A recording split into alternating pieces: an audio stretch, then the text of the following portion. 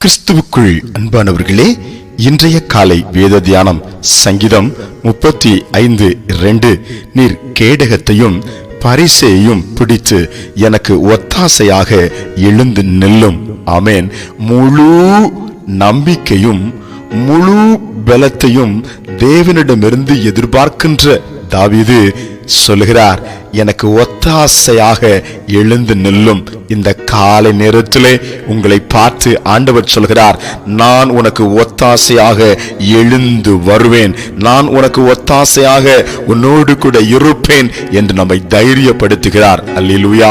தாவீது சொல்கிறார், வானத்தையும் பூமியும் உண்டாக்கின கர்த்தரிடமிருந்து எனக்கு ஒத்தாசை வரும், எனக்கு உதவி வரும், எனக்கு பலன் வரும், எனக்கு கிருபை வரும், எனக்கு ஆசீர்வாதம் வரும், எனக்கு திடன் வரும், எனக்கு எல்லா நன்மைகளும் வரும் என்றவர் பரலோகத்தின் தேவனை நோக்கி ஆண்டவரை மாத்திரம் சார்ந்து நின்று எல்லாவற்றுக்காகவும் அவரையே அவன் சுற்றி சுற்றி வருகிறான்.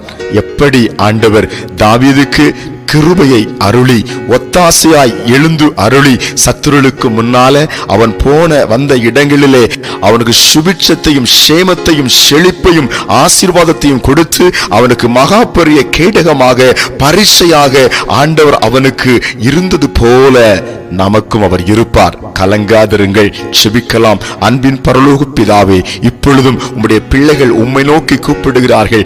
என்னென்ன தேவைக்காய் உம்மை நோக்கி கூப்பிடுகிறார்களோ அவர்களுக்கு ஒத்தாசையாக நீ எழுந்து நிற்பதற்காய் ஸ்தோத்திரம், சகாயம் பண்ணுகிறவராய் இறங்குவதற்காய் ஸ்தோத்திரம், தடைகளை உடைப்பதற்காய் ஸ்தோத்திரம், இந்த வேளையில் அற்புதங்கள் திரளாய் நடப்பதற்காய் ஸ்தோத்திரம். இயேசுவின் நாமத்தில் ஆமென்.